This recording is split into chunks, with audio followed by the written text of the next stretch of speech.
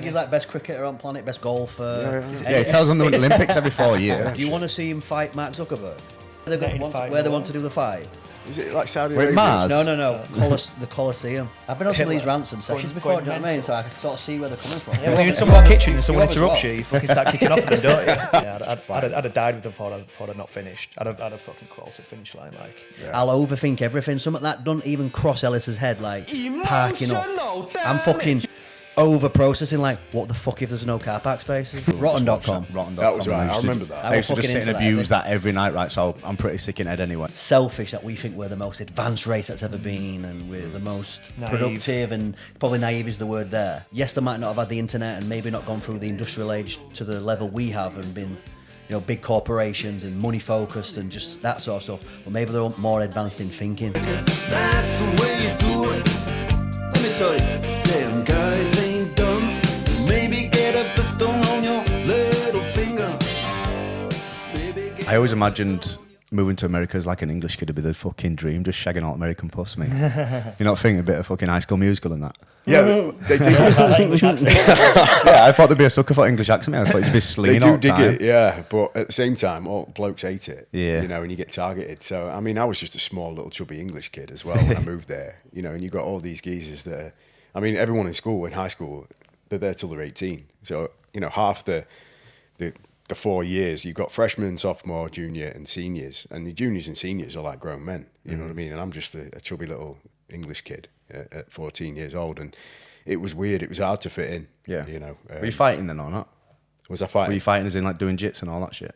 Not at that age. No. I didn't start really until I was about 18. Oh, right. Did you find yourself getting in trouble, like with local kids and like just on the street fights? And yeah, I had a Just fair being, few scraps. I different. got suspended from school a number of times. And that's just part of growing up, isn't it? But at the same time, I think I had a bit of a target on my head because I was the English kid, and I didn't necessarily fit into any one group. It's very segregated, America. It's the weirdest thing. I can't really explain it, but the best way of explaining it is when I walked into the school on the first day, it's 5,000 kids in this high school. You got security guards rolling around on golf carts, all with walkie-talkies. There's cameras everywhere. It was mad because I grew up obviously in a school in Gainsborough where you just left to your own devices, no security or anything like that. It's just English schools. So I get there and there's 5,000 kids in this school. It's mad. You've got a student car park as well. You got your rich kids that have got flash ass cars, big bikes as well, which is unheard of. I mean, I was a big bike fan, but you can't ride a bike here, or at least a big bike, until you're 18, 19. Over there, you've got all the flash cars, you've got big trucks, big student car park with loads of bikes in it, rich kids, poor kids. Everybody's segregated in groups. And, I wouldn't call it racist as such. It's just the culture over there. But what you've got is everybody sort of congregates together in their separate cultural groups. So I'll never forget walking through school. I didn't belong in any group. You've got your skateboarders, your rockers, your moshers, if you want to call them that. You've got all the basketball lot, the hip-hop culture, so, a lot of black folk. You've got your Mexicans and your Latinos and Hispanics. They're all hanging out in a certain area. The Asians, they were all into breakdancing, riced-up cars, like tuner cars and stuff like that. And it was just weird. Like, I didn't belong in any set group because there was no section for English lads. Did you find a group, though? Yeah, I mean, because I like basketball and obviously I'm mixed race, I kind of fit into the hip hop lot, I hung with all the basketball lads, and it was generally just because we played ball together. But I must admit, like, as the years went on throughout the 4 years that I spent at high school, I dabbled and sort of mixed it up. So I'd spend maybe 20 minutes, 30 minutes at lunchtime with my basketball mates, and then I'd go over to skateboard a lot and kick it with them for a bit, and then it was over to Asians because they're doing a bit of breakdancing. I kind of just dabbled and floated around, really. Like I say, I didn't fit into any one group. But I must admit, the majority of my high school my high school years was all about basketball. I was mad on it, mate. Obsessive. Like, I'm a little bit autistic, obviously. I'm definitely on the spectrum. So Me too. Yeah, this is it. So, you tend to, as a kid, you obsess over any one thing. And for me, it was basketball. Like, I was mad for it as a kid. I just ate, slept, and dreamt basketball. Well, then they're like freaks of nature. They're playing basketball, mate. Yeah, this is what I'm saying. I'm walking into school on my first day, and some of these geezers, white, blacks, it doesn't make no difference. But 6'4", 6'5", like taller than you. I mean, what are you, 6'3"? Yeah, 6'3". Yeah, some of them. I'll never forget the guy who ended up. He went to I think Cal State University. His name was Brian Weathers, and I still follow him on Facebook. But he was like the high school jock, typical basketball player that was going to go to college and probably go to the NBA. Is what his goal was, and what everybody thought would happen. And he was 6'6", dunking on everyone. Looked like a grown-ass man, you know. And he was only 17, 18 at the time. But just ruining everyone on the court. Super athlete. And there was many more like him. But Do you find out there that they put a huge emphasis on if you've got an athletic strength, they'll really push you in that direction compared to what happens over here? It's a little bit, if your dad's pushing you, or you might get into it, but over there it seems to be, if you show a strength in this, you're going to be focused solely on that. if you're good at sport in the States, they're going to push for you to make sure you get your grades and you show up to training, you do your practice. And that's what's going to probably pave the way for your college entry. You know, scholarships, things like scholarships, that. exactly. Yeah. Well, the gun crime in that then as well. Is that why there's loads of security and CCTV and shit? Everybody's packing. I mean, obviously kids aren't in high school, but they need to make sure that nobody's bringing weapons to school. It's also about drugs as well. Yeah. But yeah, I mean, as soon as you turn 18 over there, everybody's got a gun. How crazy is that? You can just walk around with a gun then, like concealed? No, you can't have concealed weapons license unless you're obviously a fugitive recovery Yeah. agent or a copper or whatever. So the rule is if you're driving around with a gun, it's got to be in your trunk with the bullets and the clip separate. Yeah, okay. And obviously you need a permit. Like you can go to Walmart when you're 18 and quick background check and you can pick out a Glock 9 or whatever you want, you know what I mean? Having said that, you can't just walk around with it. You know, under your People waist. do. people do. I bet people do. Yeah, of course they do. Sure, yeah. But when you see these videos in like shopping centres and people come in and try and rob people, and then you just see a random kid pull out a gun and just kill them, how come they've got guns then? Do you know what's absolutely crazy? 87.8% of our viewers are not subscribed to this channel. When we first started this channel, the goal was 10,000 subscribers by Christmas Day, but that's never going to happen without a little bit of help from you. If you're enjoying us content, you like listening to us podcast, and you really want to help us reach this goal, please hit the subscribe button. Turn your notifications on so that you won't miss any of his episodes. And in return, I promise you right now, I'll make a promise, the guests will get even bigger, even better, and I guarantee we'll make the show as entertaining as we possibly can for you. So please hit the subscribe button. Thank you very much for supporting the channel. We really appreciate it. Now you can go back to enjoying the show.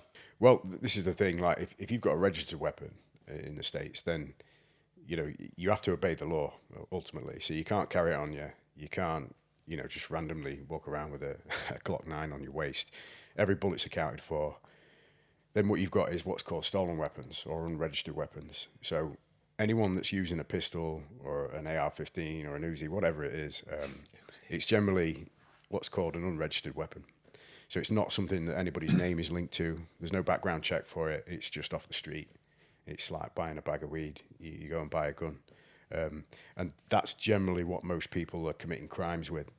But when you see, these shootouts and massacres that take place, which is awful, this is sometimes people with a registered weapon that just lose their shit. And obviously you do have certain rights in the States. I mean, the First Amendment suggests that you've got the right to bear arms. So anybody that has a gun in their house, a registered gun or not, has the right to defend their property. So if anybody trespasses or, breaks and entries or whatever, you can open fire, which changes the dynamics of crime over there. Yeah. You don't get the burglaries like you do here. You don't get house invasions. You don't get the violence, physical violence like we do here. All the football hooliganism and all, just random physical violence that takes place here. It doesn't happen like that in the States. You're definitely going to think twice before you start beef with someone out here when you think they can just pull a gun out the back pocket, Exactly. Like, here, worst thing that's going to happen, you might get your head caved in, or probably Yeah. life crime's pretty bad at the moment, but different to getting shot up in it. This is it. And you think of how like old folk are targeted here. So you look at elderly people, for example, they get mugged, they get their handbags stolen, whatever. Grandma's waiting to bust a cap in your ass. Do you know what I mean? 70 years old, she ain't never shot no one. Yeah, she's like, please enter Have my you seen house. that video?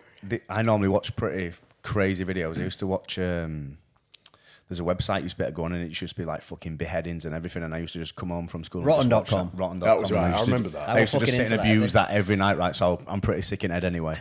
So there's one video, and it's like two hillbillies, father and son, both got the tops off. Dad's got a shotgun over his fucking shoulder. Son's got a pistol. And there's just some white American dude, and his missus is filming him. They're arguing over something to do with the fence. And the the white guy goes and gets a baseball bat and he's like, don't do it. And he fucking goes, why, what are you going to do? And he goes to pull back and they just fucking shoot him with pistol. Dad just goes, pump, shoot, finish him off with shotgun, kills him. They got arrested, and I'm pretty sure, I'd have to double check now, I saw something recently, I'm pretty sure that one of them got away with it and the other one had to do like 2 or 3 years. Yeah. Self-defense. Self-defense, yeah. I mean, he just pulled a baseball So bat I out. understand there, you mentioned the amendment. Yeah. Is the goal for personal security there, or is the initial goal so the state can't? Does that make sense what I'm saying? How I deem the amendment to be is so if the police or the state have weapons, therefore the general population can have weapons, so there can't be an upheaval. Is that where the origin of that comes from? Well, I wouldn't want to say for sure, to be honest. That's what I deem they fight for that amendment for, is so the state can't. They can't be like, if they, like over here, the police have weapons, but we don't. Yeah. There's a big divide. Martial law. Versus over there, I think a big part of that, how I've read it and when I've looked into it, it's more for that. And they'll fight that corner all day long. Oh, they fight When for aliens it come down in massively. it. Super passionate Independence Day about shit. that. I think in general, like the First Amendment nowadays, they're fighting for their right to bear arms. And you're talking about, that was, I can't remember when the Constitution was written, but you're talking about 17 something. Yeah, Wild West times. 300 years ago, yeah. And I think it was based around the fact that there were no police. You know what I mean? Or if there were, you're talking small pockets of police. America's enormous. You needed guns to hunt, to protect your family and your property, etc., etc. And you got to think of the wild animals. I mean, when that amendment was made, I'm guessing there's bears running around, mountain lions. Yeah. There's There's not that as element many. in there as well. The country's evolved, but the constitutions have just stayed the same. Of course, it stayed the same. So everybody's, passionate as hell about that, and they fight for their rights, and this is one of the controversies or issues that keeps cropping up. Everybody's legally allowed to have a gun, but then you're getting these mass shootouts, you're getting a lot of gun crime, and and they're saying that the Constitution needs to be amended, but they can't. It's like written in stone ultimately, So It's political suicide as well, isn't it? Like, no one's got the balls to really stand up and say, no, others never get voted into power. And you're talking about how much money is on the line. You think about how many guns are sold every year, how much ammo gets sold.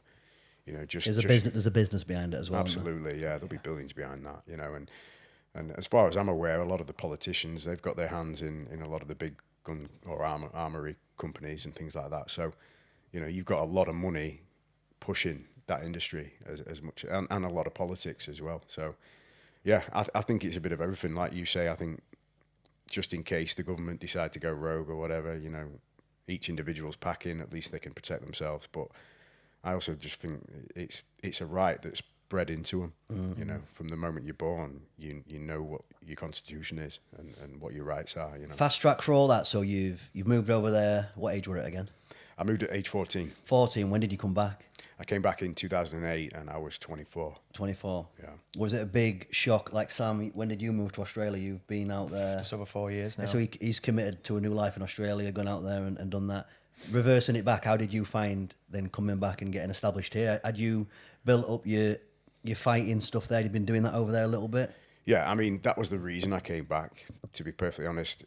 My friends from school that I'd caught up with about a year prior, I came back for an anniversary / family reunion.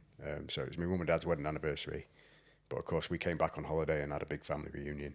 And it was in my hometown. So I caught up with all my old schoolmates. I'd not been back for sort of 6-7 years at that point. So I'd turned into a man as opposed to coming back as a teenager. And when I came back, it was the weirdest thing. Like, it was like I'd never left. All your mates are just, they just pick up where you left off. You just chat a load of bollocks. And it was the smells, the noises. It was so nostalgic. It was unbelievable. So I knew right away, I was like, man, I want to come back, Of course, everybody gets talking to you and they're like, what do you do for a living, this, that and the other. So obviously at that point, this is a year before I moved back, I'd obviously had a few pro fights, done a lot of jiu-jitsu and boxing, etc. And it was a case of, there was nothing like that going on in my town. Got talking to a bird from school. Oh, here we go. Here we go. That obviously was the nudge. But Are you still with that same girl now? no, that relationship lasted about 5 years. Still a big chunk of time. But I'm grateful for the fact that, I made that that relationship happen, or we made it happen. And it was my entry back home. You know, I'll be honest, I had nowhere to live or anything. So when I moved back here, I moved into her flat. And it wasn't long before I was able to get a gym underway, you know what I mean? If it weren't for her, I would have had nowhere to stay. You know what I mean? I'd been living with me nan, I suppose. It's a constant debate for me. We have it all the time on the pod where, you know, where you choose to set up base. Like a lot of my close friends, Sam included, who you could see had something about them. Like where you set up base is ultimately so important, you know, for the lifestyle you can get and this, that and the other. Yeah. Like you two are sort of on opposite spectrums. You've, you know, gone from this small 5 towns area, moved to Australia. It's a debate I always have in my head that we discuss it a lot, don't we? Like, is there ever a little bit of, you mentioned the stability there, do you ever regret moving back, or is there none of that regret? And do you toy with the decision of, have I made the right place to set up shop? Because I'm always thinking about this. I can keep myself busy through clients and work and whatnot, but when you have a little bit of thinking time, I quickly realise there's not a fucking lot going on around here. Is my life optimal at the yeah, moment? just more. Can I get when I see when I see what you're doing, and even like Benny Cocaine, complete opposite. He just moved to a smaller area. He's made a big decision. A lot of my close, true friends have moved, and these are the people who have always made it work. It's always a debate I have in my head that just more for me network, the style of living. Like, you know, you mentioned the nostalgia. Yeah. I'm not against nostalgia because my family's here and a lot of friends are here as well, but it's almost like I feel like it's just a little bit stuck in a time warp me around here. It never, it doesn't seem to evolve. If anything, it seems to be getting worse. Which you don't want to say it against your town, but when I watch what you're doing and the lifestyle you're getting, sticking with the times, it's sort of staying. Yeah, it just don't evolve. And then we had a little trip to Manchester. You're maybe toying with the idea of moving. I'll be there after Christmas, I think. So I'm saying it's like people making these big decisions. I'm just like, fuck, am I just no kids yet for me? Only got a little dog that can be easily. I can move around, do what I want to do. I'm like 35. I'm not getting any younger. It's something that I ponder on a lot. That. In a small town, it's super slow progress, isn't it? But that nostalgia is what drew me back originally. But yeah, you're absolutely right, mate. Gainsborough's like stuck in the 19. Yeah, people still on about minor strike round here. Fucking get over it. It's fucking 50 years ago. I go yesterday. I love my family to bits, but I went to see me folks yesterday. And my granddad specifically, and they're just fucking stuck in such old patterns of thinking. My uncle were there, I'm just like, fuck, I'm a little bit further. Not to shine any negative light on that, they're just still in this sort of same cycle, blaming all Asians or whatever they fucking do. You know what I mean? I'm like, get over that sort of limited thinking, and there's no progression if you just sat in, you know, they're almost like stuck in time. Like nothing's going to improve, and I don't know if collectively, you don't want to like bash small towns, but I don't know if they all just think like that.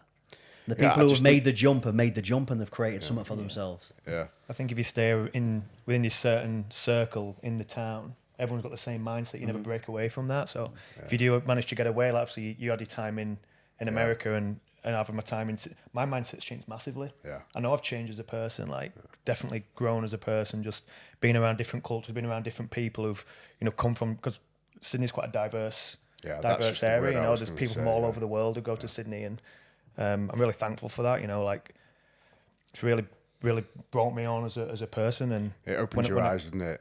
To different ways of life. And when you come back and you see people who, you know, no disrespect, saying what you were saying, mate, like, you know, still doing the exact same thing, still thinking the exact same things, and never sort of broaden the horizons at all. And it's sometimes a little bit sad to see.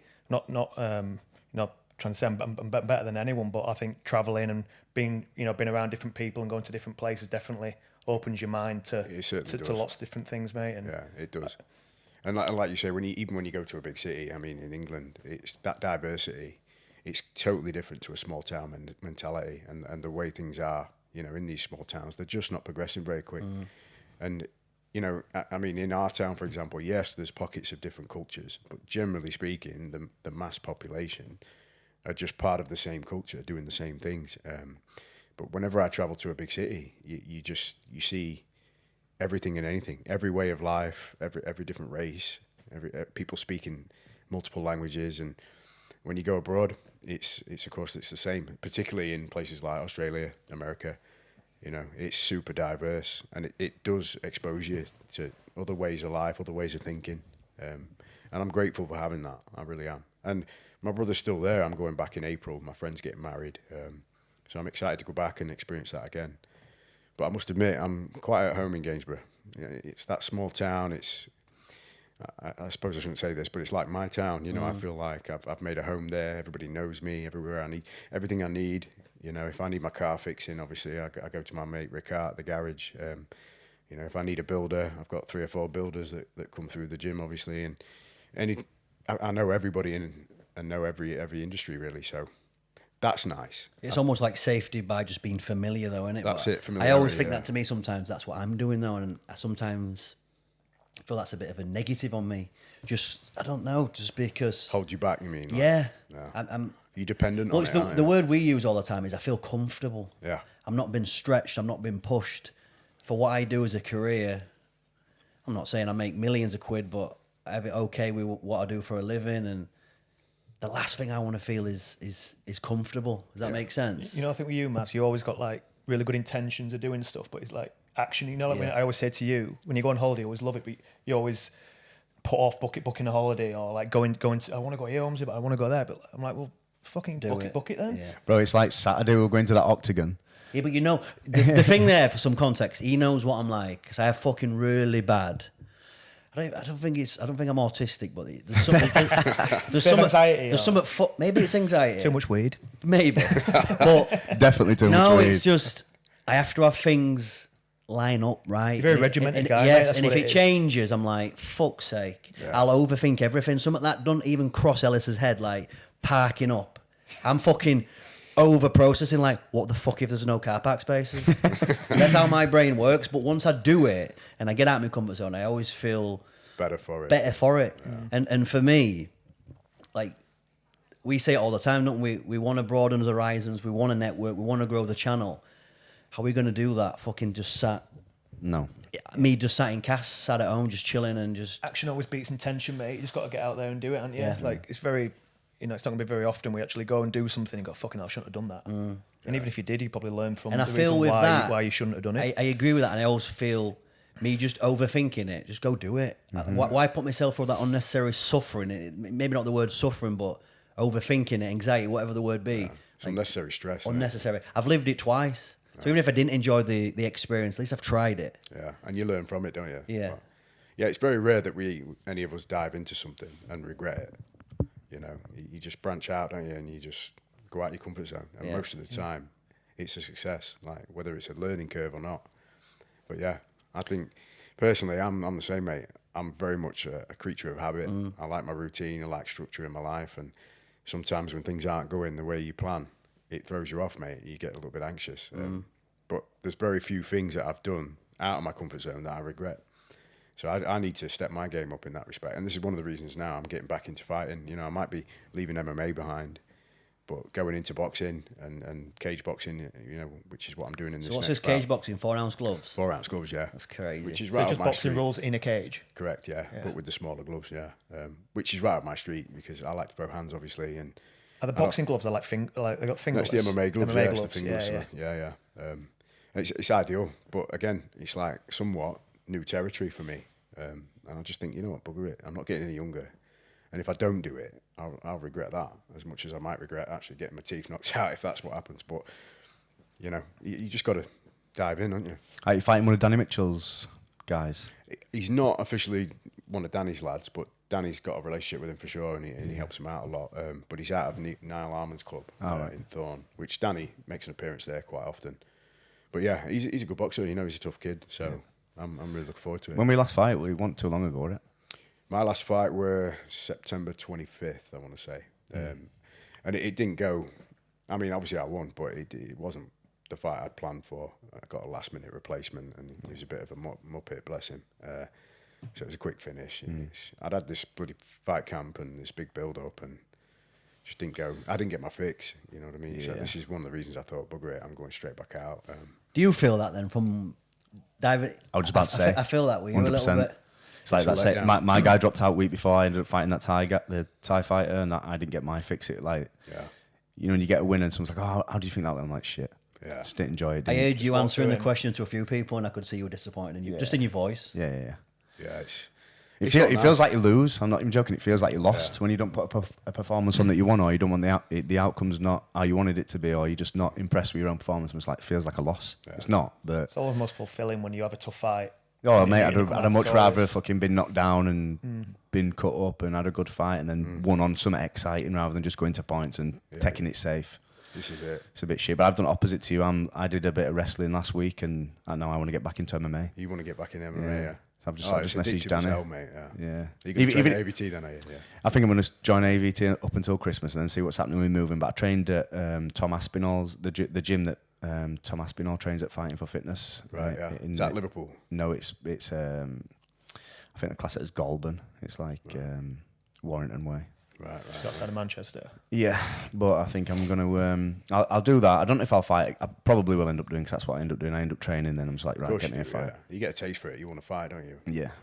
I thought I did this probably 2 or 3 years ago. That Adam that we met on Saturday, Adam Tay's got full contact contender, and we saw him at Octagon. And I know Adam well. He wants us to go. I've seen you fight. You fought on FCC as well. I've fought on FCC a couple of times. Yeah. He's like asked us to go and do some like behind the scenes stuff for. I think it's the 16th of December. So I think we're going to do that. But I'll probably end up fighting on his show. Yeah, I would have thought so. Yeah, if we're going to document, you want to be on the fucker. Yeah, no. Absolutely. Maybe December's a bit too soon to be jumping back in. I've not done MMA in like 3 or 4 years. But we'll go do that. But you still got your hand in the striking. Just push up on the grappling, mate. I mean, that's it. The grappling that I did and the wrestling that we're doing, it's like I've done it before, but it was new to me. It was like I was learning it again. So I think once I just learn everything again once and have a little roll about, I'll probably pick it straight back up. Yeah, you will, mate. Yeah, you'll settle straight back in. I want. Sorry to interrupt. I want Holmesy to dissect this fucking ultra. We mentioned it a little bit. What's ultra? Ultra marathon. So what's that? 80 kilometers. 80k. Yeah, last weekend I did. You ran it last weekend. Did an 80-kilometer ultra marathon. How long does that take? 9 hours it took me. Yeah. Wait, how are you making it? Are you running? I'm not getting an Uber, like. Yeah. No, I mean like you could be walking and biking. Yeah, mate, yeah. So it's a run. So it's in Sydney. It's around Sydney Harbour. So you start on Bondi Beach and you finish in Manly Beach. So you run. It's a beautiful run. Like you pretty much hug the coastline all the way through the harbour, over the harbour bridge, and then through round to Manly Beach. 9 hours, man. And it's so you're just running over you run over some beaches, boardwalks, like a little bit traily, running through some estates, and that's sick. But yeah, it's a stunning run, and I've trained for it all year. Like I've not barely done any sort of weight training for the last sort of heavy weight training for the last sort of 4 months. Everything's sort of been cardio based and running specific training. I went to go see a running coach a couple of months before, and he was giving me some tips. It was like just on running technique, like you think you can run, like everyone can run who's got 2 legs, give or take, you know, and like being efficient at running and learning new technique. Well, I'm just like, fuck, I thought I could run, and you realise how you can run to run injury free, and when you're running that far, if you're running like, you know, slightly out of balance or slightly inefficient, you're running for 9 hours. It's going to take its toll on your body one way or another. You see my sprinting today? Did, mate? Yeah. What did my form look like? Paul. Yeah, well, like Bambi. Fucking arms all over the place. Dissect this though. Dig deeper into this. So like, I've been mates with you for a long time, and you got me into a little bit of CrossFit. You've always been someone to me who's been mentally strong and been probably enjoyed the endeavours of being willing to suffer. Like in the pain cave. In the pain cave. To me, anyone who runs an ultra, they're not only the physical exertion, but I'm going to surmise and guess there the mental big time. endeavour you go through. Why do you fucking like suffering so much? I don't know, mate. I don't know why I do it. Some demons in there. You find a lot of yourself, mate, when you're in that pain cave. Like, you know what you're capable of. Yeah, for sure. I think like anyone who's capable of running a marathon is capable of running what I did. But then it's like, it's what's between your ears. There's obviously a bit of nutrition and stuff that got thrown along the way. But if you're fit enough to run 40k, you can run 80. You just need to fucking tell yourself that you can, you know. And the human body's amazing, isn't it? It's unreal, mate. And like what humans are capable of far exceeds what we think we're capable of. Yeah, you know? and like even now, like obviously with, you know, science and you know all this guys who are training on. Sorry, I got a bit blank there. Sports science specific. Yeah, just like records are getting broken every day. Right. Out there, you know, especially in like the running world. I follow the running world a little bit more recently, and you know, like running sub 2 hour marathons. These guys, and now it's like pretty much every marathon, someone's running like a 2:02 or 2:03. Like 3 years ago, they've deemed it impossible. Yeah. And now it's just like a common thing, you know, and it's just mental. Yeah. Why is that happening in this world? Is it nutrition, sports science, drugs? A bit of everything, mate. Yeah, I think it's a bit of everything. But like the guys that do it, mate, like the mindset that these guys must have, obviously on top of all this sort of sports science, and it's just mind blowing. Like these ultra runners, they're running this MTUB Mont Blanc one, and they're running across mount ranges, mate. They're doing like the climate equivalent of mountain like 2 or 3 times over 100 miles, and doing it in like 24 hours. You'll know the lady Courtney Dollwater. I watched her on Rogan's once, and she just unbelievable. How she was saying her vision were like she were almost tripping, and I've been like a psychedelic experience. She said that sometimes her eyes almost went blank. Yeah, she said when you sleep deprived, just completely. Or seeing stuff on run. Yeah, seeing like dancing rabbits and that on a run and. Sounds trippy, like I'll have a go. That's fabulous. Have you seen that video of Ashley Kane rowing, and he's like, have you seen it? He's like rowing, and he's fucking like falling asleep, going, and then he's like done an interview after, and he was like, that wasn't even me. I don't even remember doing that. My body was just fucking moving. I think my brain were asleep, and I was just fucking keeping myself wet by talking shit. He must have been in some fucking trance. But he has had some traumatic times with his daughter. Yeah, you know what I mean? Daughter, yeah, he does it all for his daughter, so he's probably. Yeah, he's a strong man. He's probably kid as well, digging mate. deep. I always wonder with these people if they are doing it because they've got that trauma there, and you probably get to be super self-reflective. You probably know more than me. He runs it without music on as well, like doing how long? 80k, 9 hours. Like with no music, just alone with your own Are you thoughts. talking to yourself in your head? All the time, mate. All the way through? Yeah. Just trying. I'm thinking about form a lot. And then when it starts getting hard, I'm fucking bigging myself up in my head. Like, I'm like, there's no one fucking else doing this, Holmes. It's just you. Like, no one of your other mates are fucking doing it. It's just you. Like, it's reasonless because you're fucking strong. You know what I mean? I'm just telling myself that. Nice. And you've got to, mate, to get through it. If you think you've got negative mindset, you're never going to get through it. But yeah, like I was telling Masky earlier, I got to about 40-45k. My quads just cramped up to death, and like just had to run last 35k just in absolute agony. But I can't imagine that, man. I just managed to get. I had like the 9 hour target. That was like my goal before I set off, and I beat it by 32 seconds. I beat it by, which is equivalent to like 150 meters. If 150 meters back, I wouldn't have got it. So like, that's incredible. Did it by just by a hair. What an achievement, man! Yeah, so I was really pumped. Do you stop for a piss? Yeah, I did stop for a couple of pisses. Yeah, I was scared I was going to have to fucking stop for a shit or something. All you're eating is like gels and sugars and carbohydrates. I'm thinking, I'd obviously like tried all these gels and stuff before, but never over that amount of time. And like 9 hours, it's like a full day at work. Do you know what I mean? If you're at work, all you're eating is fucking sugar. It's going to go straight through you at some point. So I was worried, but now, luckily, touch wood. You held it. I thought like Paula Radcliffe, pissing it up halfway through. Didn't she shit a jocks once? I think she did, yeah. But when you're that high level, you're not stopping. You're going for world record. You're just going to shit yourself and keep going, aren't you? I'm not going to be fucking. I'm going to have to get in a bush. I'm not going to be running past all girls in bikinis with fucking shit all over. Just pull shorts to one side and just. How are you feeling after that? Your legs fucking battered for about 5 days. Yeah, mate. Like I think 2 days, I could hardly walk. Like 2 hands up banisters going up and down stairs. Blisters on your feet.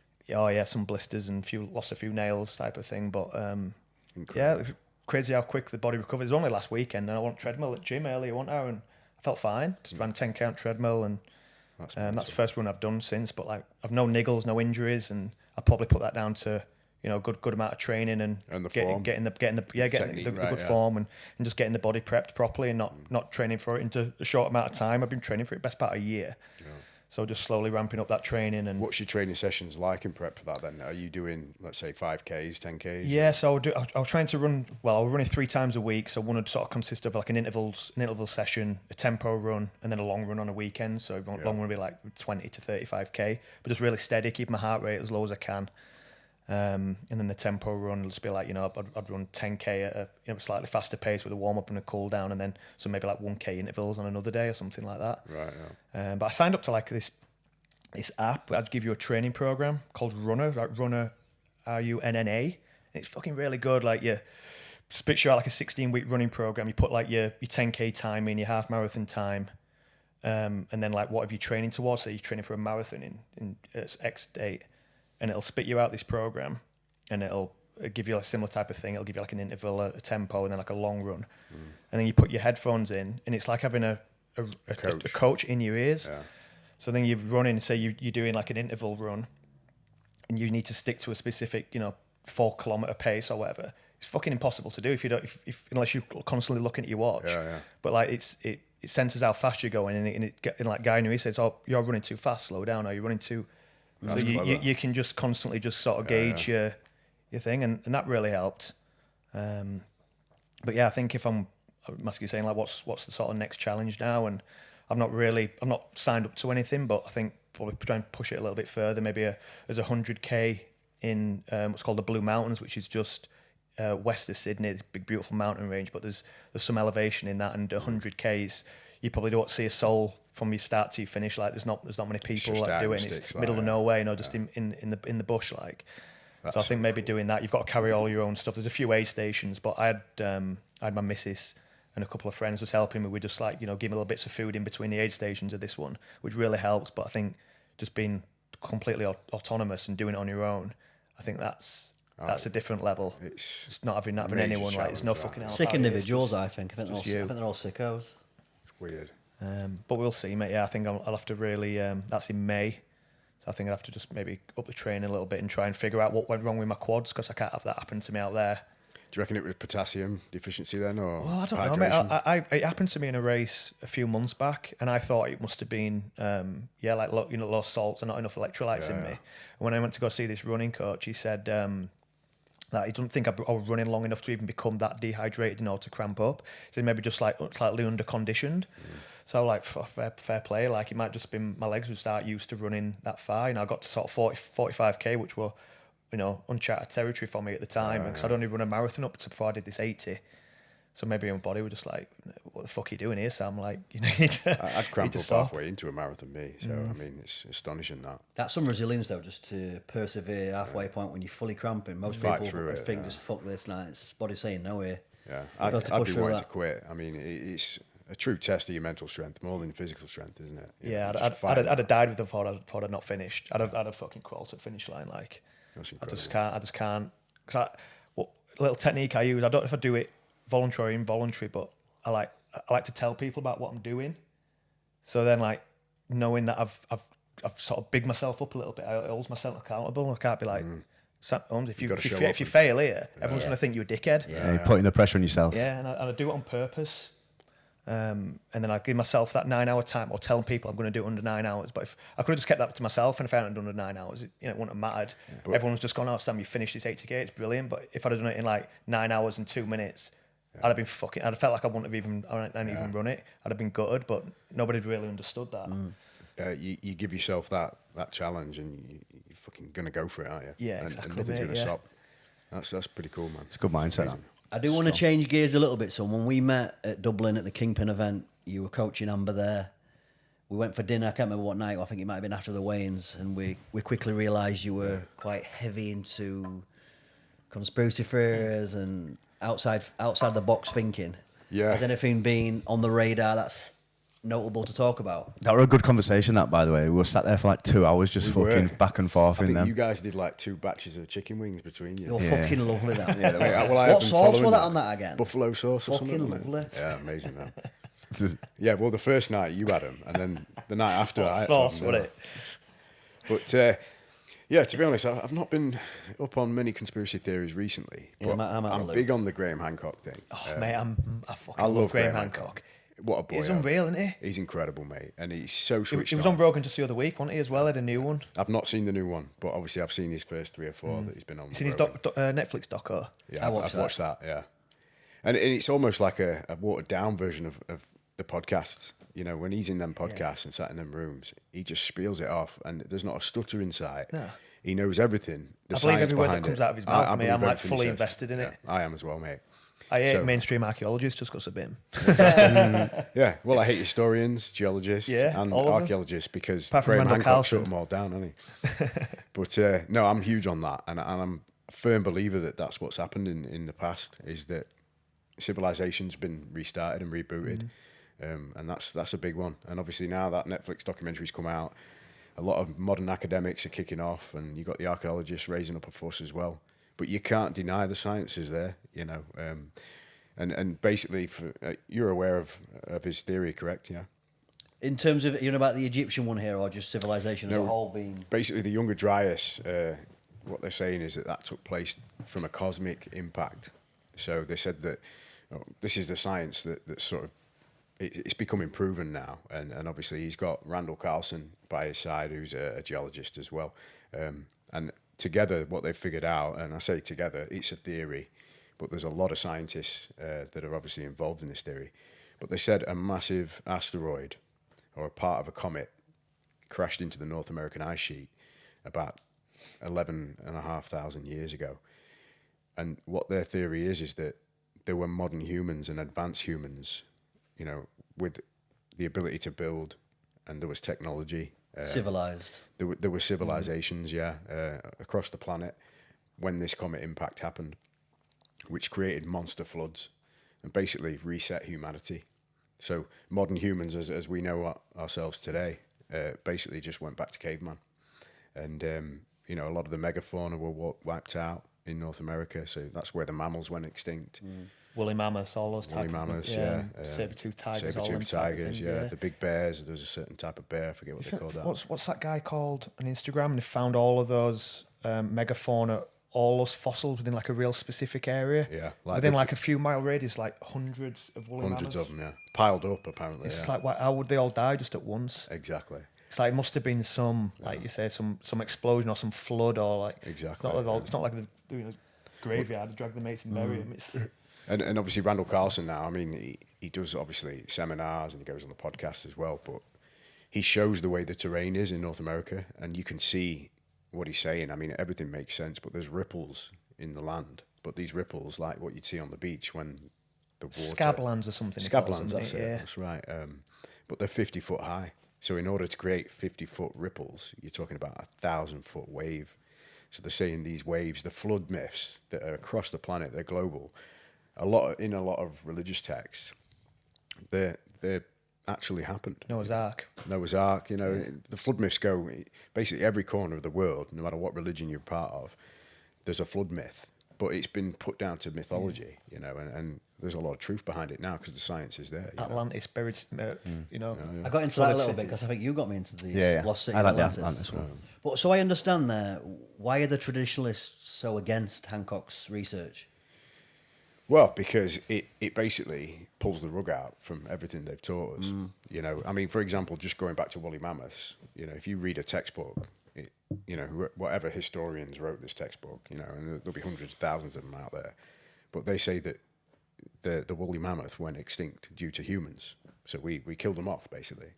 Well, I'm not being funny, but, and this is something that Graham Hancock obviously touches on a lot, but humans with spears killing woolly mammoths. I mean, I wouldn't even like to chase a buffalo with a spear.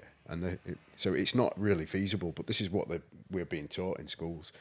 And you know, the topics they run in the hundreds of thousands. I mean, basically, history is not the way we've been taught. So you're talking about people with PhDs and scholars and, you know, all these professors, and generation after generation after generation, the same thing is being taught.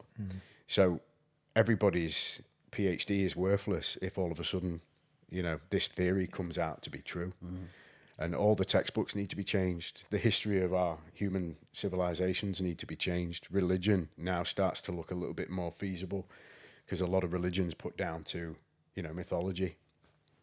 So, yeah, I think basically he's just thrown a curveball at modern academics, and they're just not happy about it, are they? Because, you know, the amount of dissertations and essays that they've written, the amount of books that they've published, half of it could turn out to be a load of bollocks. So they're fighting it to the death, and he's getting a lot of backlash. Gets a lot of kickback from the Egyptian archaeologists. It's not allowed in Egypt anymore, is it? That's right. Talks yeah. about like the Sphinx, is yeah. significantly older than what they actually have documented at the moment. Like there's water erosion marks on the Sphinx, which is like it's not rained in Egypt, you know, that extent for tens of thousands of years, 13,000 years, or whatever this Younger Dryas era is, and you know the Sphinx head was rebuilt, and it was a lion's head before this, and.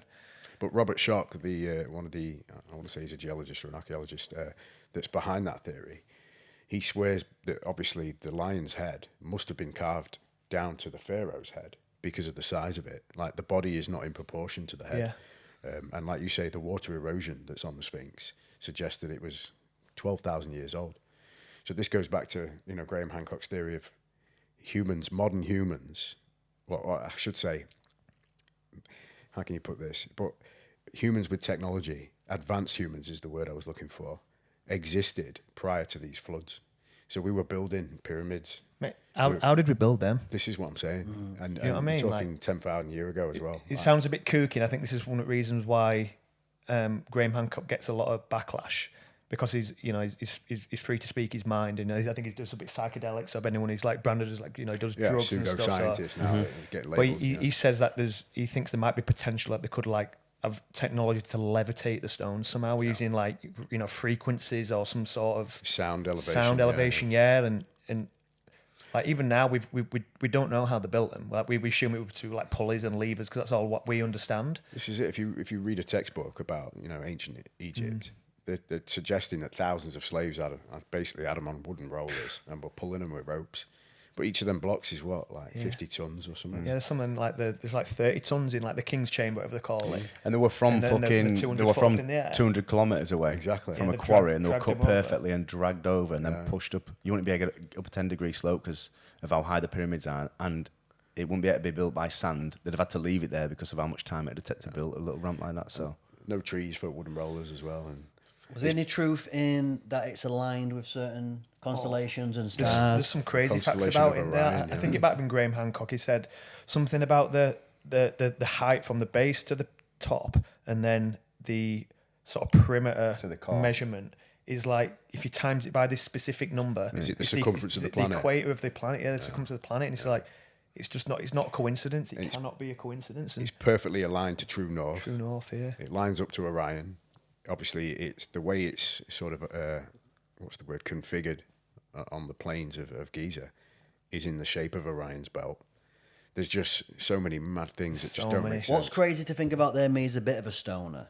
It's like you mentioned there that there's quite advanced civilizations, but let's just say they've definitely not got the internet. They ain't got TikTok. They're not just they ain't got OnlyFans and stuff like that. So they're just. Imagine though, if we didn't have the internet and you have like intellects and smart people, the only thing you're going to be thinking about is sort of like all that. Yeah. Like us as a civilization, yes, it can be a little bit. What's the word I'm looking for here? It's almost like selfish that we think we're the most advanced race that's ever been, and we're the most Naive. productive, and probably naive is the word there. But these, yes, they might not have had the internet and maybe not gone through the industrial age to the level we have and been, big corporations and money focused and just that sort of stuff. But maybe they're more advanced in thinking and a spiritual connection, a spiritual side to them. They were, intrigued by stars and constellations and if anything out there. That makes more sense to me. And we're naive to think that if just where we are now, this is the best of the best that we've had, because it could have been wiped out multiple times, I'm going to guess. Well, they say that there's been, I think they call it epoch, is it? But there's been multiple epochs. So humanity's been wiped out multiple times. What's that, an extinction level event almost? Yeah, basically, yeah. New era. New era. Who was the kid on Joe Rogan's who said that every 6,500 years the Earth stops and does a full 90-degree turn, which, because the Earth stops and the wind and the water still moves, it makes 2 mile high waves, and that's what wipes us out every time, every 6,500 years. That's very feasible. It's not isn't it? what we need, though, is it? Just fucking wake up I hope to it that. doesn't happen next week. I think surely the likelihood for us if we just blow ourselves up. Oh man, That's got to be. You've got to lead more into that argument that the chances of maybe this does happen like an extinction level event, which is natural. But to me, it looks like we're just going to Nuclear war. Yeah, and that could have happened. I don't think that. I don't think a nuclear war will ever happen. I just feel like that's all smoke and mirrors for some think? reason. Me. Yeah, It's I feel like such it would have just I think happened that's by what now. I'm most People have terrified pissed of. each other off that much. Surely someone would have just nuked. I know we Yeah, did. but I know we did Hiroshima and stuff like that. But but- it's what's that? 78 years ago it happened. Yeah. That, or maybe 100, whatever the 1945-ish. We have dropped bombs on each other before. Yeah, but they didn't have one to fire back, did they? No, that's what I'm saying now. But do you think it's more of a stalemate than now? You do this, I know. Yeah, but the you got repercussions. stalemate between fucking Putin, who's a fucking lunatic, and then Joe Biden can't even wipe his own ass. Do we think Putin's an absolute? I'm Team Putin, me. Do we think I'm he's a Team lunatic? Putin, me. No, bro. No, no. Joe- Or are we just programmed that he is a lunatic? Oh, well, Or I think we are. Or are we the lunatics to them? We probably are, mate, but we can only believe what's the mainstream narrative, because we don't really have any other information, do we? It's interesting, do you ever watch like Al Jazeera? So, like, My obviously- granddad watches it from the news channel. Yeah. Yeah. And it's like the flip side Yeah. of the way we know news, and it's a completely different perspective. So whenever I go to Thailand, I watch Al Jazeera because it's one of the only English channels on there, and it's baffling to hear things from that perspective when we're obviously taught a certain narrative here, and there's a certain model and perspective that's completely the opposite. So, like you said there, do they think we're lunatics? They probably do. And if you grow up in under Putin's regime, we're all crazy. Yeah, they're going to Look at these arguing about genders, arguing about this, that, and the other. They must look at it and just think, what the fuck are these idiots doing? Let them just argue between themselves. We'll just keep doing our thing.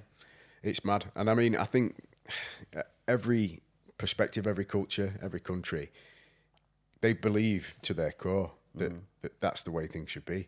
So everyone else is just weird, And even in North Korea, which is the maddest place on the planet, I'm pretty convinced that they think that what's his name? Kim Jong-un. Kim Jong-un. Don't they think he's like best cricketer on planet, best golfer? Yeah, he tells them the Olympics every 4 years. They could have won again. He's going to be riding a golf, 18 shots, all in one. I once read something about what it Dennis Rodman, who they flew out there, and they said like he had his own theme park. How many Russia that? Or Russia that, sorry. I thought he went out. He's got a Russian passport. I thought he was friends with Kim Jong-un, and he went out there and maybe. they seemed to like Dennis Rodman for some random reason. He were out there just we all fucking. That Kim Jong-un beat him at basketball. Dumping over him. Yeah, just dumped on him. Have you seen the Nazi theory? Have you seen the Nazi theory about Hitler? They've said that Hitler died, but when they brought his skull back, they tested it, and That's how deep it gets. and it was they tested it, and it was like a 36-year-old female's skull. And there's apparently like 3 rat tunnels that they could get across to the other side of the country, or other side of the world, sorry. Someone told me that a lot of them moved to South America. Yeah, They're to like Argentina. Big civilizations, To Argentina. This one guy tells a story. He went there and he was walking through and he spoke Argentinian to this group of people, and they like spoke German back, and he was like, "What the fuck?" And they're in the middle of the mountains where no one else in the middle of Argentina, none of them spoke whatever. German, yeah, they all just spoke German. And he's like, and they're all minted, so apparently they're all like German war officers and whatnot. lords, fucking family and offspring. Warlords that have escaped from capture. So Hitler's probably still alive, I reckon. Well, would he be? What, he's 132 He'd be long gone now, wouldn't I feel he's fucking, unless he's got some special serum, I feel he's probably dead. He's probably an alien, actually. Mad Tash, he's the only person to ever done that, isn't he? That mustache. Yeah, but no one before. Nobody can do that after, though. You can't. They used to say with Hitler, they used to just fire. This is like probably pre-sport science. He should just fire him with testosterone. Yeah, but he couldn't. He was just fired but up bro, with testosterone. there's a crack as well. No, but there's a thing. Yeah, there's a thing about Hitler that book called Blitz, and it talks about like all Nazi, like generals. And they were mad on drugs, weren't they? Mad on drugs. Yeah, they were all taking like heroin and cocaine, and he would, he's doing these fucking rants. I've been on some of these rants and sessions before, do you know what I mean? So I can sort of see where they're coming from. Yeah, when you're in someone's kitchen and someone interrupts you fucking start kicking off at them, don't you? Or barley mo. I might come to that one. So what's the crack with aliens then? Either we're alone, which highly unlikely, or there is other advanced civilizations. But like when I've been down this rabbit hole before, the ability. Look how advanced we are. We feel we're advanced, but we can barely get to the moon. We can barely get, even to anywhere close. So for the perfect storm to happen, where you've got 2 civilizations that can have the ability to travel that length, to me, it's probably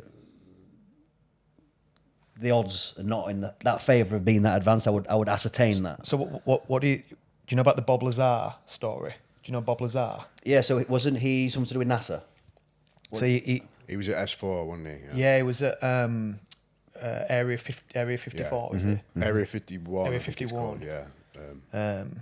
But he was sort of enlisted by the US government back in the day to sort of try and reverse engineer what he believed was like an alien craft. And he believes that they somehow managed to harness gravity. And it had, they brought him on. He was a bit of a kooky like engineer, wasn't he? And he had like a fucking jet engine in the back of his like sedan or something that he'd built himself. And really wild guy. And then I don't know if he did get like thrown off the program or like a bit of a whistleblower, wasn't he? And then they sort of tried to debunk all of his credentials and stuff. That's right. They wiped his records. Yeah, wiped his records from this he never went to university, facility. Never got his degree.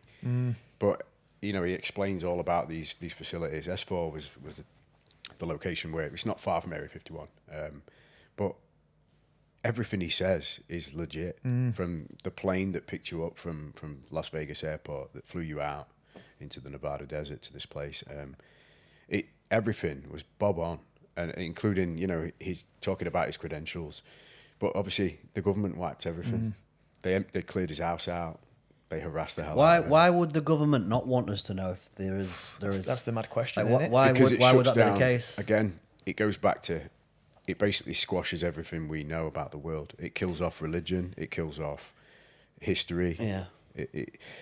They say that, you know, we've got a number of UFOs in the world that have been crashed that are in the possession of the governments. You know, Russia's got one. But didn't apparently. someone speak out recently saying it's proven that we've got either bodies or whatnot? But no one seemed to even take any note of it. Yeah, that's the most recent whistleblower in Like it. I almost believe now that there's that much shit online and people are focused on everything other than just no one really, other than us here who are having these conversations. 99% of the population Don't really care. can't even comprehend that you know that they're not thinking about that in their head at all.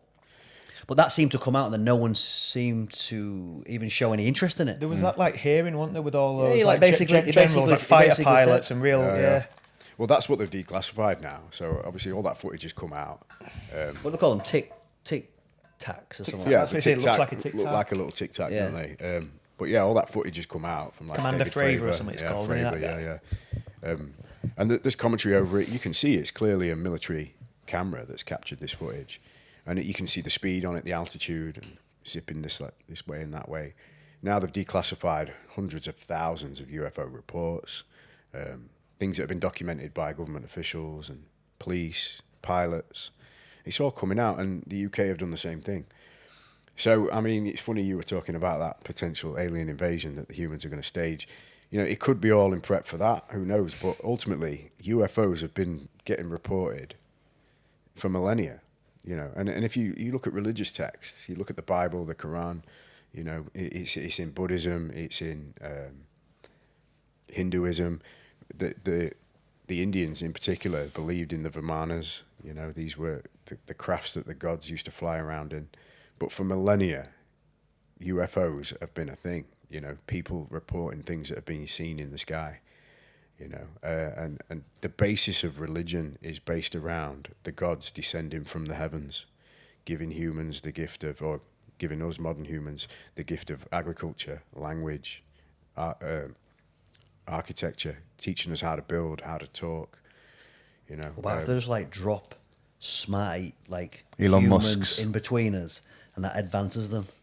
Like I'm thick as pig shit. So like imagine being in Elon's company I know, and being able to decipher his brain and what he knows and be baffling, wouldn't it? Just from setting PayPal up to Tesla to SpaceX, how advanced his brain is, and He's a freak. it's almost like not human-like to me to even watch him speak. Well, this is it. You watch He his takes long Rogan podcast. pauses. It's almost like he's downloading the information, then vocalizes the information versus us just trying to like just chat and talk. Chat he, shit. yeah, he just seems to take the question in, pause, then. It's Yeah. like, almost like it's a download. Yeah, yeah. He can just pull it from some. It's like he's some sort of drone, isn't Yeah, he? And he's it doesn't seem real. being directed by that mothership. Do you want to see him fight Mark Zuckerberg? Yeah, I think everybody wants to see that. I think that'd be Did- Two regular dudes. Did you hear where they Netting want, fight where they in the want to do the fight? Was it like Saudi Wait, Arabia? Mars? No. The Colosseum. Oh, that was it. Shit. Greece. Like that'd be fucking crazy. We need ringside for the game. So fucking make You sure. guys might be able to get a VIP. That'd be Yeah, fucking I think sick, James Steer's putting that event on. Crypto bastard. That's funny. Do you still have out to do with Amber?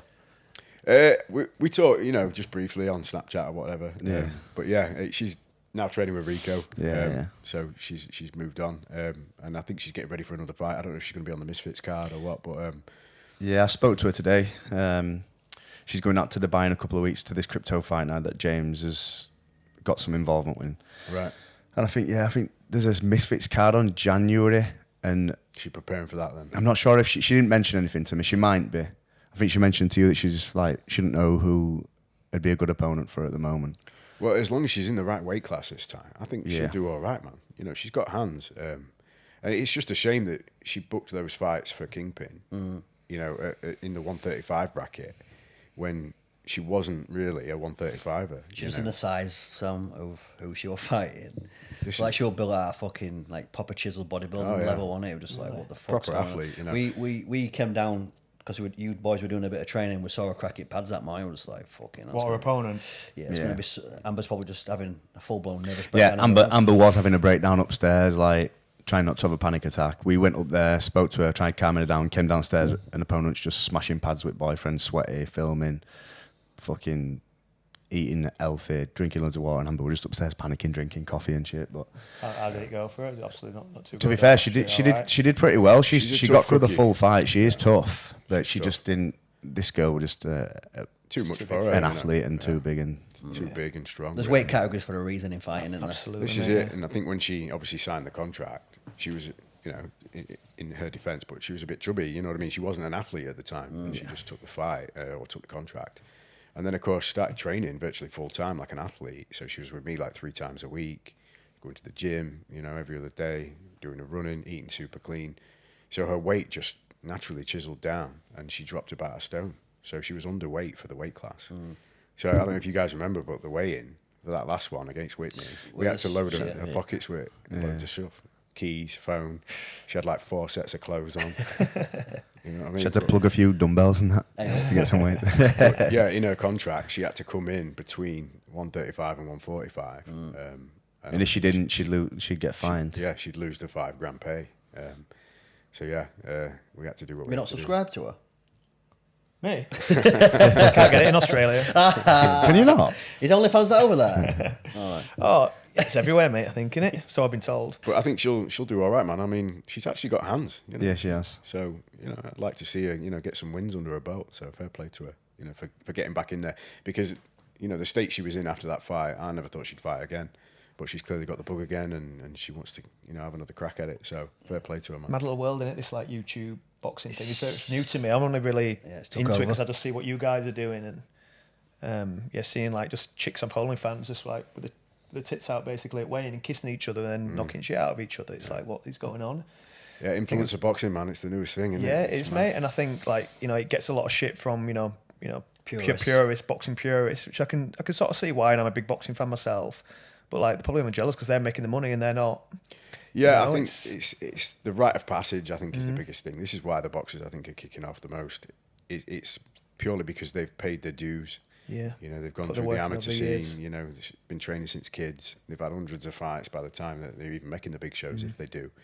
And obviously you got these influencers that are just basically jumping in the ring and making crazy money, and they're on, pay-per-view, live box office events in massive venues. It sort of takes a piss, doesn't Gets it? people's It's the backs up, shortcut, mate. really. Yeah. Do you think there'll ever be a point where an high-level operator like you likes of the Canelo will just think, fuck it, I'll fight Jake Paul? 100%. And does Jake Paul even want to take that fight? 100%. Well, You think he look does? You're a massive Jake Paul fan. I love it, mate. Yeah. Bro, Jake can he throw falls in down, money, though, mate. But he Yeah, he can't, can. surely you can't box Canelo.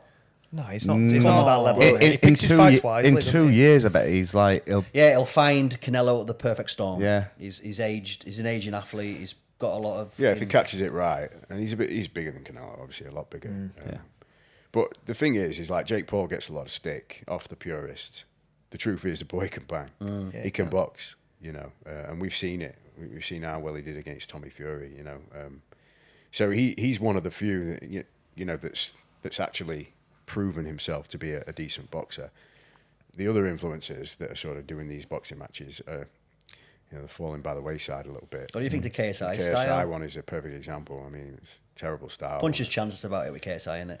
Yeah, he's obviously an athletic guy, but he didn't look like much of a boxer, did he? Boring to watch that fight. Yeah, terrible. But I'll tell you what's going to be a bit of a mismatch. Jarvis versus B Dave. He's on one of, B Dave, he does a tag team boxing, he's on Pineda's team. Yeah, with Mullet. With Mullet. Yeah, he's boxing against Jarvis, mate. he's gonna get Jarvis can box. gonna get knocked Remember out. Jarvis? yeah, Jarvis can box, mate. And I was impressed with him. Yeah. And Blueface as well. I'm impressed with him. I watched. Yeah, Blueface, he's durable, wasn't he, as well? Like not particularly skillful, but he's gangly, isn't he? He didn't have the greatest looking style. But yeah, he can box. He can box. Yeah. We watched him against Floyd Mayweather, sparring against Floyd Mayweather, and he holds his own in that. Yeah, I can believe it. Yeah. What think do you he'd be a think menace. to Fury and Ngannou decision? You Do watch know, it? I knew this was going to come up, and obviously, yeah, of course I watched it. I think everyone in the UK watched that bad boy. But why have they said the pay-per-views were a flop when everyone I know watched it? Because everyone's got dodgy sticks. Probably, yeah. Including How you. dodgy stick in it? Including Nah, me, yeah. allegedly. Yeah, I watched it on Dodgy Stick, obviously. But, yeah, I mean, I think we can all agree. I thought Ngannou won that. It's only when the statistics came out and all that data then got released that it's, you can see where they're coming from, the judges, you know, based on the scorecards. But it certainly looked, from our perspective as a viewer and as boxing fans and enthusiasts, that Ngannou did Landed more the damage. heaviest shots, Landed for the sure, heaviest didn't he? shots, was bullying him, walking him down a little bit. And, you know, if you start looking at the statistics, Fury towards the later rounds was landing more. He wasn't really doing anything with him. But he was prodding out with his jab, and he was being more fluent and more frequent with his exchanges. But Ngannou just looked like a boss, didn't he? He was just bullying him, you know. And See, when he even caught him with that elbow, just, his head must be about. Just didn't even flinch, did he? Didn't even blink, I don't Didn't think, even, when he hit that elbow. But I personally thought Ngannou won that. But I suppose it's biased, isn't it? Because I'm an MMA guy. I wanted to see that win for Ngannou. I mean, obviously I'm a big Fury fan as well. But at the end of the day, it was a win-win for the MMA community, because, and here I am now breaking into the boxing game. And, you know, boxers, I know I'm obviously a coach now, and I've got a high-end amateur boxing team, obviously working out of the gym as well, Trentside, ABC.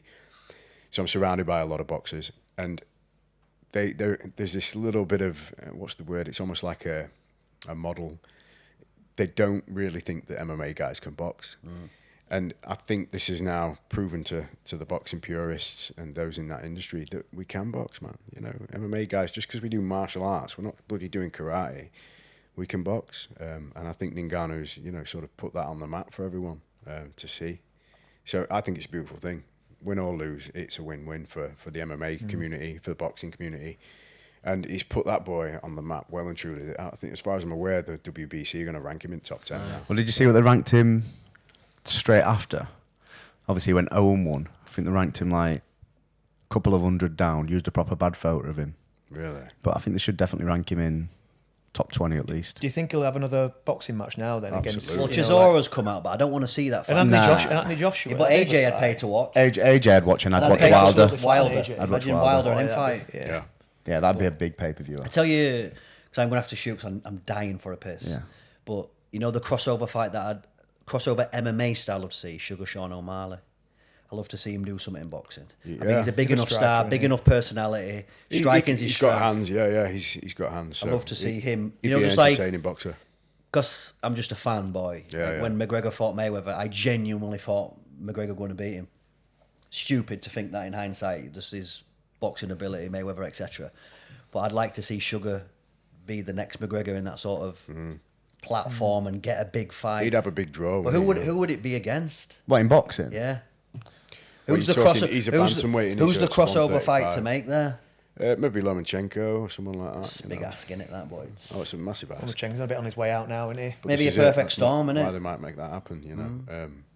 Yeah, Josh it's Warrington, interesting. Leeds lad.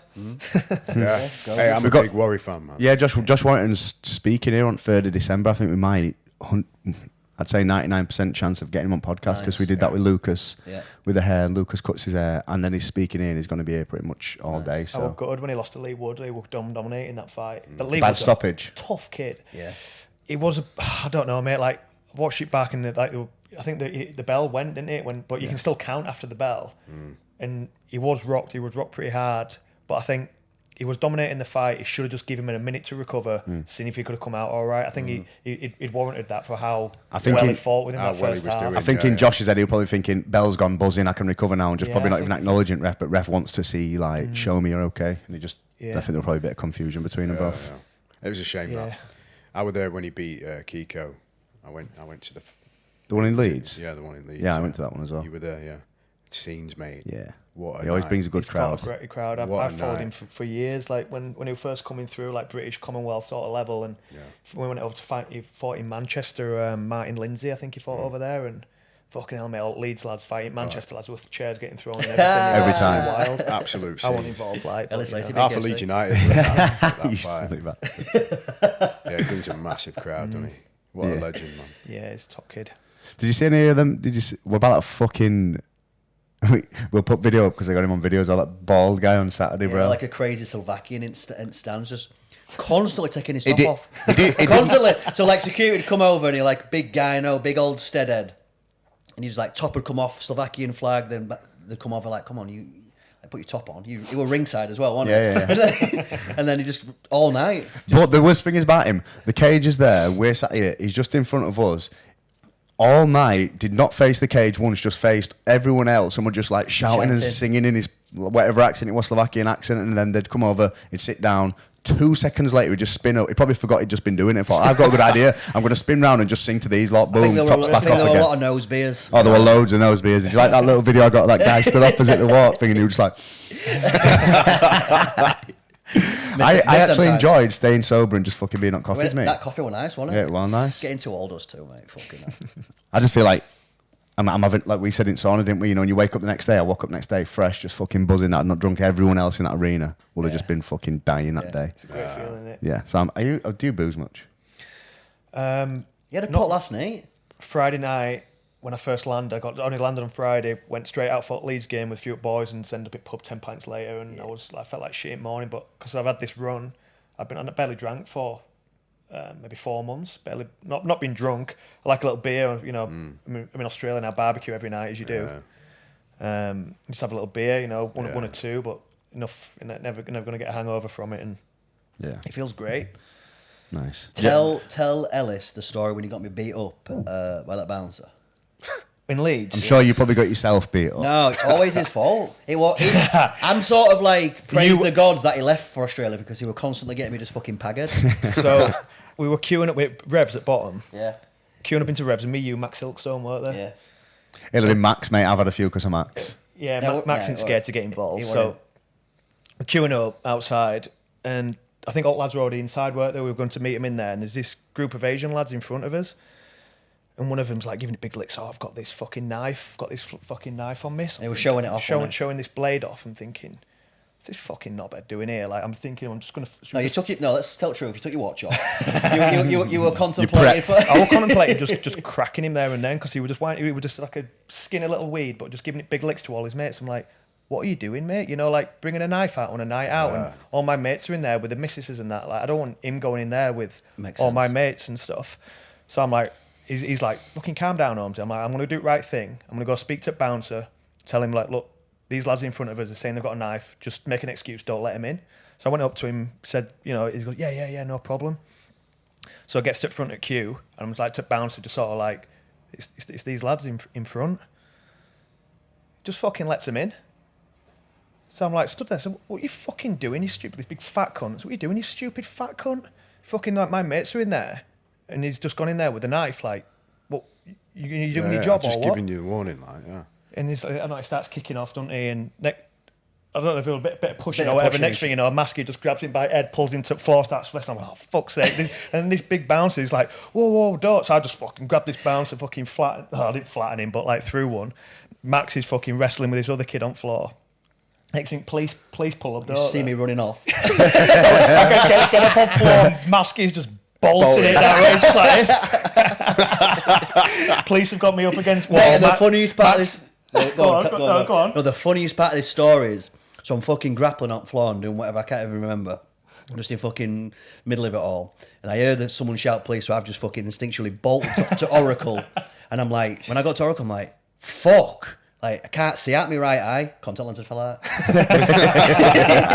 think we went straight back straight back to the club and just fucking went about as night. But the fucking stories like that are funny as And then following week, I went out in Leeds again, and because I've been with this little Asian bouncer, yeah. And Emily's like, don't say anything, let's just go in. It's my Mrs. Emily. I'm like, nah, he was saying bouncer on door, so I thought I'm going to fucking pull him up again. I'm like, oh, do you fucking remember me, you stupid little cunt? So you're letting anyone here with knives again today? I had a fucking other wrestler with him.